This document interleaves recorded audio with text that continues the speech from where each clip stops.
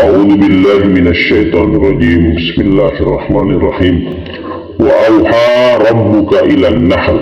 Ini nahl, lebah.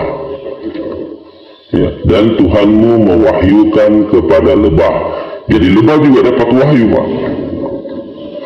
Maksudnya di sini tuntunan berupa apakah ilham namanya, ya langsung diberikan kepada.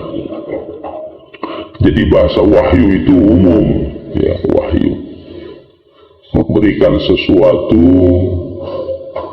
dalam bentuk pengetahuan, petunjuk, ya, dari yang itu disebut dengan wahyu. Bisa juga disebut dalam bentuk ilham, ya. Anittakhidhi minal jibali buyuta, bahwa ya, ambillah atau jadikanlah atau buatlah rumah di gunung-gunung, di bukit-bukit. Jadi yang membuat lebah membuat rumah-rumah itu karena mengikuti perintah Allah, Pak. Di bukit-bukit, di gua-gua, di gunung-gunung.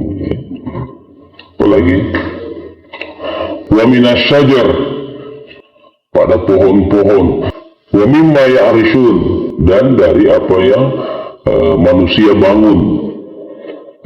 Dari kata ya'rishun ini manusia buat sebagai bentuk bangunan. Ternyata lebah bisa diternak. Dari situlah diambil. Kalau begitu lebah bisa diternak. Dibuatlah bangunan-bangunan. Summa kuli min kulli samarat. Kemudian wahyu berikutnya, makanlah dari berbagai macam atau setiap buah-buahan. Fasluki subula rabbiki dulula, dan tempuhlah jalan Tuhanmu yang mudah. Jadi perintah juga memakan yang baik-baik. Dituntun seperti itu, Pak, makan, mengisap bunga-bunga yang baik-baik semua. Buah-buahan.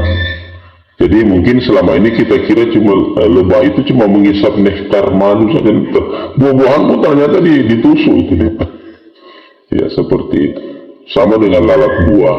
Cuma lebah tidak merusak. Kalau lalat buah dia bertelur, akhirnya busuk. Yakhruju min butuniha syarabun, keluar dari perutnya. Jadi dia maksudnya yakhruju, dia mengeluarkan. Dia siapa? Ya Allah.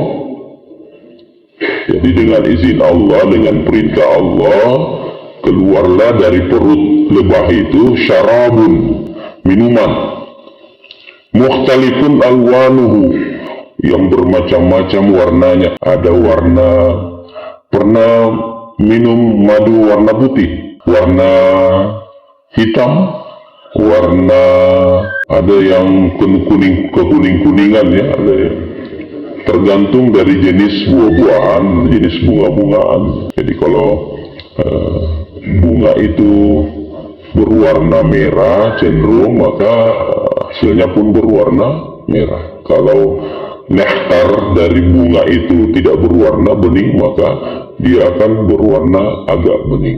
Seperti itu. Tergantung juga bunga yang dia isap. Kalau bunganya itu nektarnya mengandung rasa pahit, ya maka madunya juga pahit. Fihi syifa'un linnas, pada madu itu syifa'un linnas, itu penawar, obat bagi manusia. Jadi madu itu obat. Nabi pernah bersabda, berobatlah kamu dengan madu. Ya, kemudian sahabat-sahabat Nabi SAW itu mengamalkan itu. Kalau terkena penyakit, ya apa saja, maka berobatlah dulu dengan madu sebelum berobat kepada yang lain. Ini ada satu kisah diriwayatkan oleh Imam Bukhari, Muslim. Saya lupa matan hadisnya, tapi kurang lebih bunyinya begini.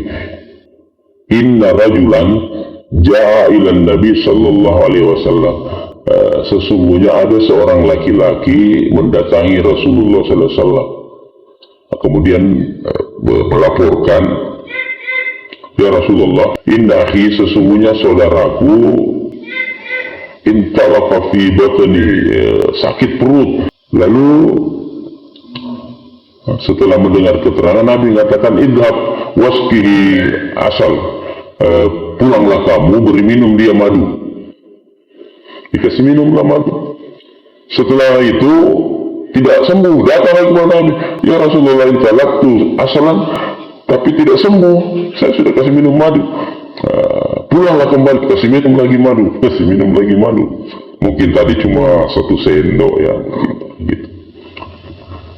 Kedua kalinya pulang lagi, melapor lagi, belum sembuh ya Rasulullah. Nabi bilang, sadaqallah wa kadaba batnu akhi, maha benar Allah dan perut saudara bohong. Kembalilah minum, kasih minum lagi madu. Ketiga kalinya datang, sudah sembuh. Terus ini dikomentari oleh seorang Muslim peneliti ya. Itu ada di tafsir Ibnu Katsir, bisa dibuka itu, dilihat situ kisahnya. Ternyata di dalam lambungnya, ususnya itu, dalam ususnya ada endapan-endapan yang mengeras.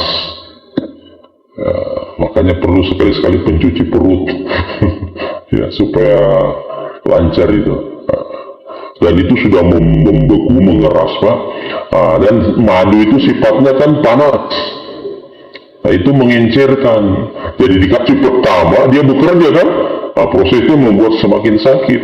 Sakit-sakit, tapi begitu sudah lenyek, sudah keluar, aman, sudah aman. Wallahu a'lam bishawab.